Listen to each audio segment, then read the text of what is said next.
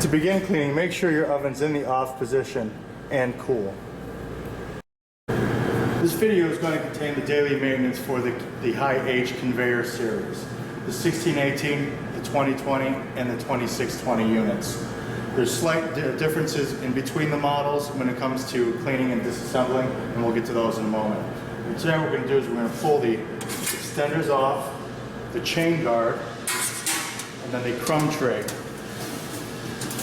underneath. I'm going to place that on the cart so I can transport this a little bit easier. I'm going to open the door by just removing these latches. It's going to come out, lift straight off. Then I'm going to pull my jet plates out. Now it doesn't matter which order you pull them out or where they go because they are interchangeable, top and bottom. You do that by just pulling that handle, and tug, pulling them out. Use two hands because they can be a little bit heavy. We're going to come around here, we're going to pull the same thing, we're going to pull the crumb tray and the extender out. Then pull the last chain guard out. The 1618, the 2020 and the 2620 have the second cog and chain set, which is basically for the split belt assemblies. If there's no split belt on either one of the ovens, then you won't need this chain. So, and it'll only be on the other side. So now we're going to work on removing the conveyor assembly. To do that, we're going to lift up, grab hold of the chain, and this takes a little practice here. Lift it. Pull that off. We'll go back to the other side. Where now I can lift the entire assembly up, push that forward, and pull the chain off. Leave the chains there. Grab the unit with both hands and pull out. And place on the cart to be cleaned. We're going to be cleaning all these parts with approved Turbo Chef oven cleaner. But this jet plate, both of them, have a top piece which can be pulled off by lifting on one side with a handle and pushing back. And this way, you can spray this and allow it to set, while this piece is generally clean and can be used readily. To clean the interior cavity of the oven, I'm just going to grab a paper towel, just get some of this loose debris and kind of sweep that out. And then I'll pick that up a little bit later. But a lot of this debris I can get out rather easily.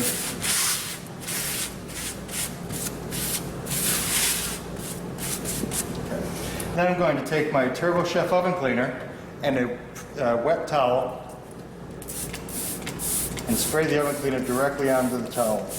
We're trying to avoid spraying directly in the oven because in the very back is the catalytic converter that allows this oven to be ventless.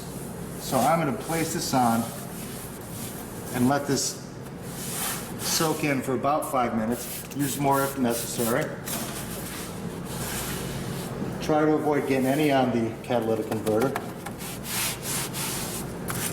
Top and bottom, and even in the back wall above where the catalyst is. You can see how well it starts working.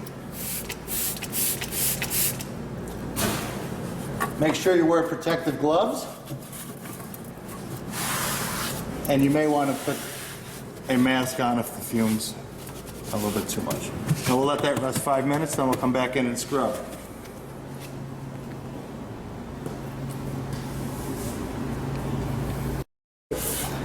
Now, after 5 minutes, go with a green 3M scrubby and really start putting some elbow grease on the surfaces to lift up some of the baked on foods. Again, staying away from the catalyst and the very rear of the oven on both the top and bottom. Doing your best to get all the sides as clean as you can get them.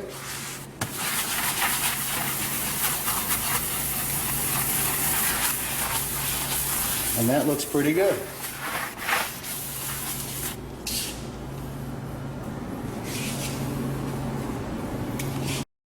After scrubbing, I just got a pail of warm water and another clean towel just to go ahead and really get all the oven cleaner and leftover grime out of the oven. So you have to just really rinse and get all the chemicals out.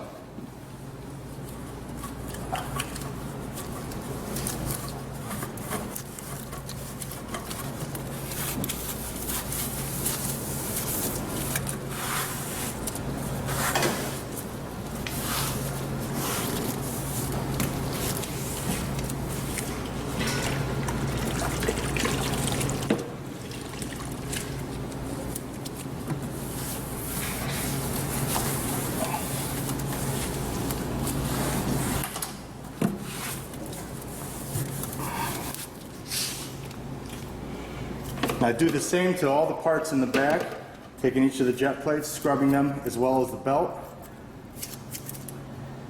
I'm rinsing that with a dish hose, and then we're ready to reassemble. Prior to reassembly, we recommend you taking a clean rag and Turbo Chef oven guard and spraying liberally on the towel and get it covering all surfaces. This will make it easier for you to clean it next time.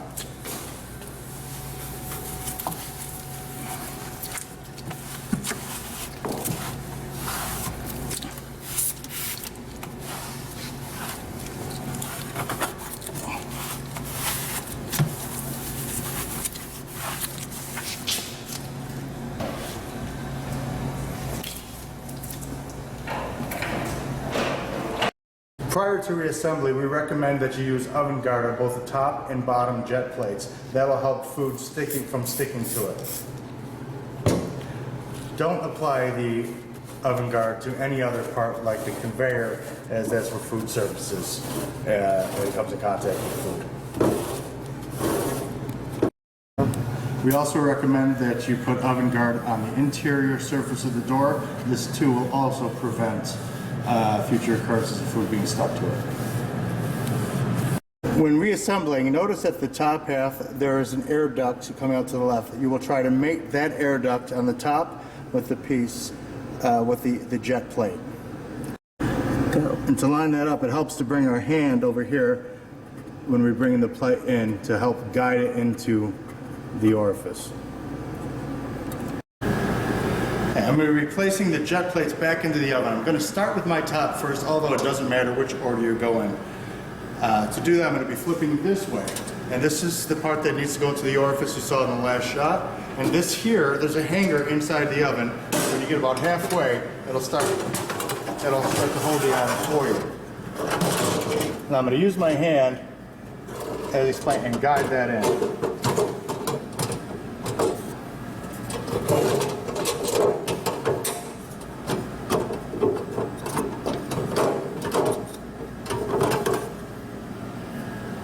Once it's seated, and these are flush with the front, take this and over the sleeve here, and you're just going to press that into place to lock it.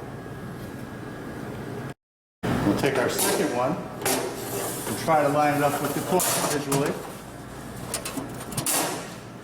and lock it into place. Now we're ready to place our belt assembly back into the unit. Notice I have both my cogs facing the unit. So I'm going to pick this up, and if you notice here, this is the indented spot where it slides over the oven cavity. So we're going to line that up as best we can and just slide it into place.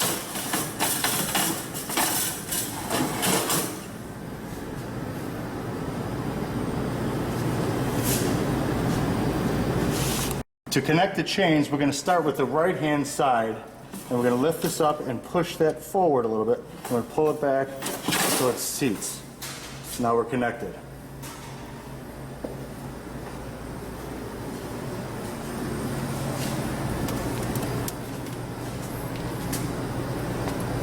On the opposite side, we're going to lift, place, and set down.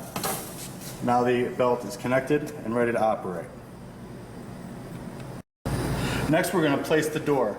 Notice there are 2 pins here, and then 2 hinges. A little tricky, but you have to place them so that they rest over. and slide into place. Close the door, put the latches, and lock into place. Now we'll take our ancillary items, like the crumb trays, and slide one into each end with the thumb hole facing forward so that you can pull it out easily the next time. And right into there. Next are our 2 chain covers. There's one that is much larger. It looks like this. This is going to be the left-hand side if you're looking at the oven.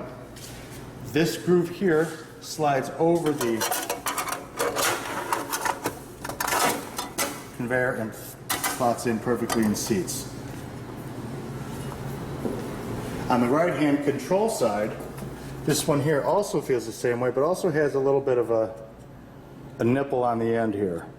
This will place over on the conveyor side, slide in, and that nipple seats right there in that notch. Next, we're going to place our 2 extenders on. These here just slide right over, those 2 ears flip. And the same thing on the opposite side.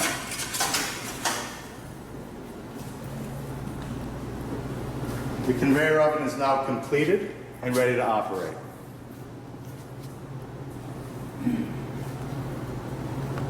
As part of your daily maintenance, in the rear of the oven there are 2 filters, one on each side, that simply lift out and can be hosed off, dried, then reinserted. Those are your air intakes and should be clean at all times.